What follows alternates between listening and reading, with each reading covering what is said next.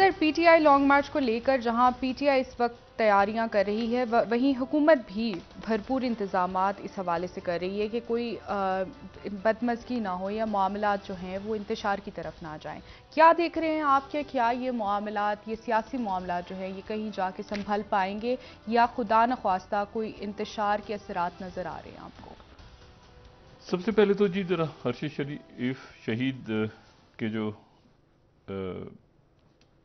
कल रात गए, उनकी मैयत पाकिस्तान पहुंची जी थी सर।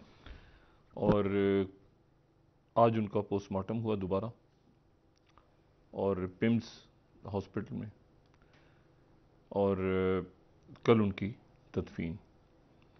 आज किसी वक्त उनके जो साहबजादे हैं वो कनाडा से आ जाएंगे। छोटा बच्चा है, वो पढ़ रहा है वहाँ पे, मतलब है कि मेरे ख्याल से ए लेवल्स या ऐसे। और इसमें फिर आज एक टीम जो है, तहकीकाती टीम भी जो है वो कीनिया रवाना हो गई है। अच्छा, मैं आपको ये बताऊं सिर्फ कि बहुत से अक्सरियत हमारे जो दोस्त अहबाब हैं उनका कहना यह है कि अर्शद शरीफ साहब का जो कत्ल की गुत्थी है वो बिल्कुल एक कमीशन बन जाएगा और ऐसे बिल्कुल जो है वो उसको तलाश नहीं किया जा सकेगा। लोग वो लियाकत अली खान की शहादत से शुरू करते हैं और आज तक आ जाते हैं कि जी कैसे बड़े बड़े वाक़यात पेश आए और कभी भी कमीशन बना, कभी भी। लेकिन मुझे ऐसा लगता है, और मुझे मेरा ये गुमान है कि हम अरशद शरीफ साहब के कातलों तक पहुंच जाएंगे। इंशाल्लाह। और मुझे ये भी इस बात का भी कुछ अंदाज़ा है कि शायद कुछ मैं आपको बताऊं, असल में होता ये है कि एक तो आज की हम जिस दुनिया में रहते हैं ना, वहाँ पर एक फील्ड है जिसको कहते हैं open source intelligence. Open source intelligence ये है कि आप सिर्फ Instagram, website, Google maps, Google Earth, Facebook pages, जो सोशल मीडिया के जो मुख्तलिफ, वहाँ पर बैठकर आप इंटेलिजेंस, मतलब ये बाकायदा एक फील्ड है इंटेलिजेंस की कि जिसमें आप जो यानी इंटेलिजेंस या जासूसी या जो भी, अगर आप सिंपल वॉच करते रहें इसको तो आपको बहुत कुछ मिल जाता है। बड़े बड़े वाक़यात ऐसे हैं जो अभी बाकायदा एक फील्ड है कि आप फेसबुक पेज, उसकी ट्विटर अकाउंट, वो यूट्यूब, गूगल, क्या सर, तो यानी उसके लिए आपको जो है ये इसके बाकायदा कोर्सेज या बाकायदा इसका एक सब्जेक्ट है पूरा इंटेलिजेंस का। लेकिन इसका जो है ओपन सोर्स में ये है कि आम शहरी भी बैठ के, आम लोग भी ये उन्होंने देख लिया कि जी वो फलानी जगह पे ब्लास्ट हुआ है, जी। और जो किसी मुल्क की इंटेलिजेंस एजेंसी है उसको बाद में पता चला और कहाँ ब्लास्ट हुआ है। इवन ये जो न्यूक्लियर में जो आग लगी, ईरान का एक वाकया पेश आया जी जी मेरे सर। ख्याल से 1-1.5 साल पहले। तो इससे पहले कि दुनिया की इंटेलिजेंस एजेंसीज उसको रिपोर्ट करती हैं, उसको एक दो लोगों ने, क्योंकि वो पूरा देख रहे थे बैठ के मैप्स और ये स्टडी कर रहे थे, दो नौजवान। तो दो तीन बातें मैं अपनी ऑब्जर्वेशन की बुनियाद पे बता रहा हूँ। पहली बात तो यह है कि जो अरशद शरीफ साहब के जो उनके साथ रहे दोस्त अहबाब बहुत ज़्यादा इन तमाम सालों में, मैं अरशद शरीफ साहब के घर मुसलसल जाता रहा हूँ और ये मेरी ऑब्जर्वेशन है कि वो वहाँ पर बहुत ज़्यादा इस वक्त मजमा है, क्राउड है, उनके चाहने वाले हैं बहुत बहुत ज़्यादा। लेकिन वो कुछ ऐसा माहौल है वहाँ पे कि उनके जो सवाए काशिफ अब्बासी साहब जो मुसलसल वहाँ पे हैं, पुराने दोस्तों में, नहीं तो बहुत से उनके चाहने वाले हैं जो पिछले चंद, मैं बात कर रहा हूँ कि पुराने दोस्तों में से, यानी जिनके साथ वो यहाँ पर कई बरसा बरस से उनके साथ थे, तो वो वहाँ जाके अनईज़ी हो रहे हैं बहुत ज़्यादा। और ये मैंने खुद देखा है। एक तो आमिर मतीन साहब ने उसका जिक्र भी किया अपने ट्वीट में, लेकिन मैंने भी देखा है कि वहाँ पर ये इस तरह से हो रहा है और उनकी फैमिली भी उसकी वजह से डिस्टर्ब हो रही है।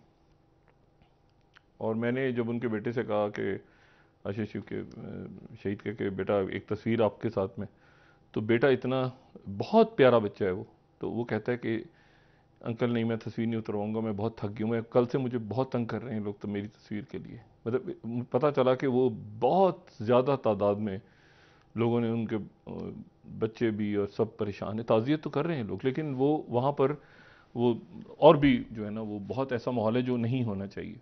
लेकिन मेरे ख्याल से कल तदफीन के बाद जो है शायद वो जो है उनके अहले खाना को थोड़ा सा लोग उसमें जो ध्यान करेंगे कि उनकी फैमिली डिस्टर्ब ना हो।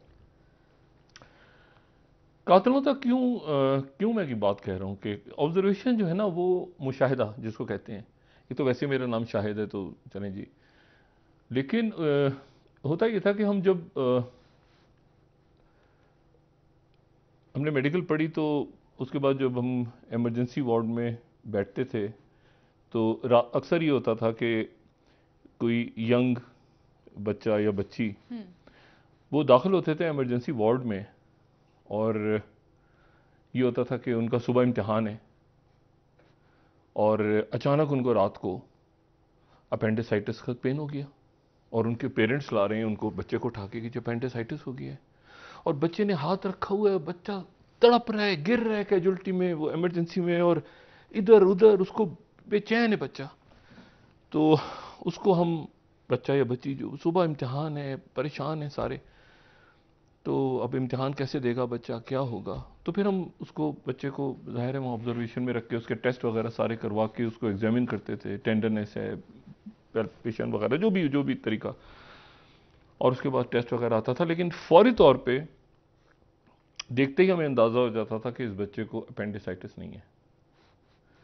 उसकी वजह यह है कि जो अपेंडिसाइटिस का पेशेंट होता है वो कभी दर्द से हिलता नहीं है, क्योंकि जब हिलता है वो तो अपेंडिक्स का दर्द बढ़ता है, तो वो अपनी जगह पर ऐसे साकत रहता है। ठीक हो। जो इस तरह से बहुत तकलीफ होती है तो उसमें रीनल कोलिक यानी किडनी का पेन या कोई और, अपेंडिसाइटिस में वो कोशिश करता है कि मैं हिलूं भी ना। तो फिर ये होता था कि जब टेस्ट वगैरह नॉर्मल आ जाते थे तो हम खामोशी से जाके उस बच्चे से बात करते थे एज ए डॉक्टर कि बेटा सुबह आपका इम्तिहान है, कोई मसला है, आपको अपेंडिक्स तो नहीं है, या वो कहता था नहीं मुझे है, तो कहते चले अभी ऑपरेशन कर देते हैं आपका, तो वो 1 मिनट ठीक हो जाता था। कहता था कि प्लीज़ मेरे अम्मी अबू को ना बताएं बस, तो हम उसको कहते थे ठीक है बेटा ऐसे। तो वो यहाँ पर कुछ एबनॉर्मल चल रहा है इस मामले में एबनॉर्मल है, कोई ऐसी चीज़ें हैं जो अभी सामने आ रही हैं आहिस्ता आहिस्ता। मैंने उस दिन भी बात की थी कि ये जो तोते हैं, एक खुर्रम अहमद और एक वकार अहमद, एक उनमें से ऐसा है जो अरशद शरीफ साहब की गाड़ी को ड्राइव कर रहा था, ठीक है, और एक है वकार अहमद। अब ये है वकार अहमद की तस्वीर। ये वकार अहमद जो है, अब ये ओपन सोर्स इंटेलिजेंस है, यानी मैं इनके पहुंच गया हूँ, जो इनका लिंक्डइन अकाउंट है इंस्टाग्राम, मैं इनका पहुंच गया, उनकी मैंने प्रोफाइल निकाल ली है। ये जो मौसूफ हैं ये अब अगर सामने आए, क्योंकि ये उस जगह के जो एमोडम्प है जी, यानी एमोडम्प अगर हम नक्शा देखें कीनिया का तो मगादी शहर जो है, मगादी शहर ये बड़ा खूबसूरत शहर है। ये 2 नहरें हैं, तो एक नहर तंजानिया की तरफ से आ रही है, एक नहर जो है वो ये जो लेक नेट्रन है, ये जो नज़र आ रहा है नीचे, ये तंजानिया है नीचे, ये किलिमंजारो लोगों ने नाम सुना होगा, बड़ा ज़बरदस्त ये मूवी भी थी। अच्छा, और एक तरफ इसके जो है दूसरी नहर है जो कि, तो ये नहरों के बीच में बना हुआ शहर है और बड़ा खूबसूरत शहर है। यहाँ पर होटल्स हैं, यहाँ पे बड़े बड़े वो समझे रिसोर्ट्स हैं, लोग यहाँ ठहरते हैं, बहुत सेहत के लिए बड़ी खूबसूरत जगह। ये मैं आपको शहर दिखा रहा हूँ, यानी ये कोई वीराना नहीं है, ये आपको मैं मगादी बता रहा हूँ मैं। ये पीछे नहर है और इसको ये सोडा लेक कहते हैं। अच्छा। यहाँ पर सोडा के, क्योंकि वो बुलबुले से बने होते हैं पानी में ना, तो बड़ा खूबसूरत ये वहाँ के होटल्स हैं। मतलब मैं आपको सिर्फ बता रहा हूँ कि मगादी शहर जो है वो कोई वीराना नहीं है। लेकिन उस शहर में एक एमोडम्प है। एमोडम्प जो है वो ऐसी जगह है जहां पर आप ये समझ लें कि असलहा वहां पे फरोख्त होता है। ये रोड जा रही है और ये जो है ये वहाँ मतलब है कि वहाँ पर शूटर्स आते हैं, वो असले की प्रैक्टिस करते हैं। ये एमोडम्प है। अच्छा। अरशद शरीफ इस एमोडम्प में थे। अरशद शरीफ इस एमोडम्प में थे उस दिन।